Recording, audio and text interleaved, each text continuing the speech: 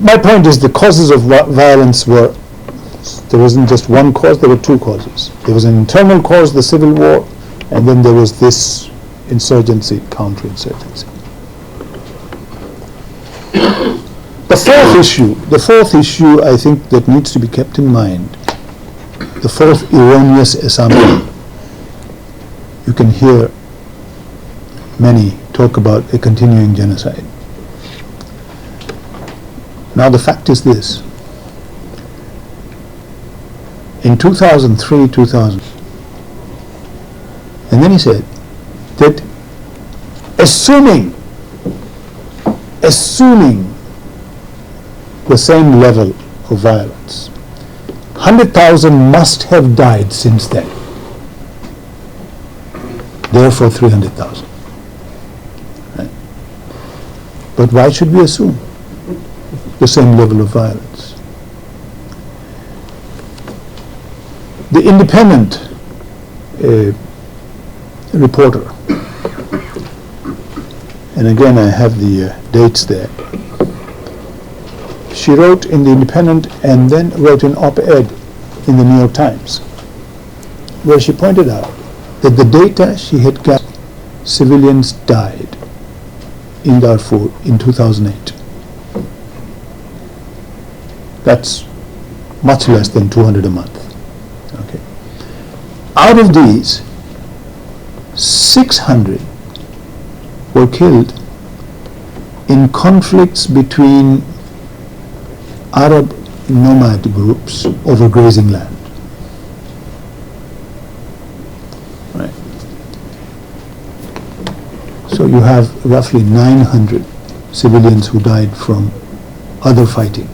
This other fighting was between the government and the rebel groups.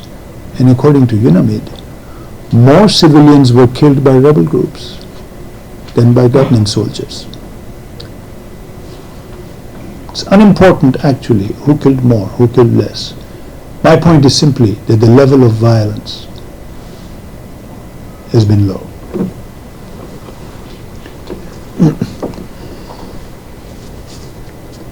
My last point is, how does one end this? Part of the problem, if you simply catalog, if you look at Save Darfur message, go to the site, their website. The website will give you atrocities, rape, burning, killing. It won't tell you anything about the causes of the violence. It will tell you who is the perpetrator, Arab. Who is the victim, African. But it won't tell you why the violence. You're supposed to assume that the race-intoxicated Arab kills the African. That's the assumption. Right? The violence is supposed to be its own explanation. There are no causes. There's no land. There's no conflict over land. There's no drought. There's no desertification. There's no insurgency.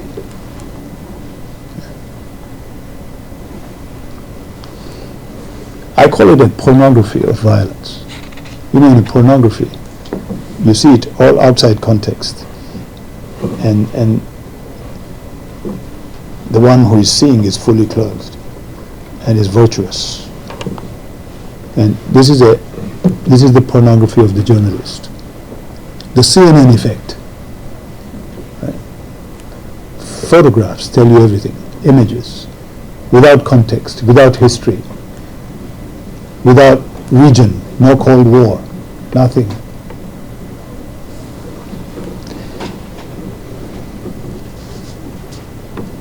I think you have to understand the context. Ask yourself what drives the violence before you can arrive at what is the antidote. I think one also needs to look at the African experience, because this continent, with proliferating internal conflicts, also is rich in solving these conflicts. I think that this wealth of lessons begins with the end of apartheid.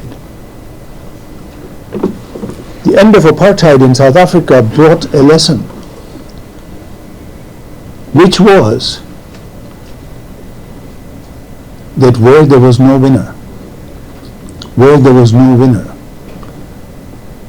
conflicts had to be ended in a different way. You had a choice, either wait for a winner, in which case the conflict would just continue, or you arrive at a resolution between two sides. In the South African case, that resolution had two dimensions to it. One was, we forgive. We forget everything that happened yesterday. In other words, immunity from criminal prosecution for everybody involved. That was part of the Kempton Park Agreement. Provided both sides agree not only to stop fighting, but also to implement political reforms. So the alternative to criminal justice is political justice, not just peace, but peace with political justice. That's the alternative. If you want criminal justice, the fighting will continue, and the victor will impose justice. But if you want the fighting to stop and the living to have a second chance, the alternative is ceasefire, peace with political justice, reform of the system. The same formula was put into effect in Mozambique. Right? Renamo specialized in kidnapping children, terror, just like the LRA in northern Uganda, just like the fellows in Sierra Leone. Right? You kidnap children, you introduce them to terror, so eventually the perpetrators are both victims and perpetrators. They were the children who were kidnapped, who are now kidnapping others in turn. Right? If there had been an ICC, the fighting wouldn't have stopped in Mozambique.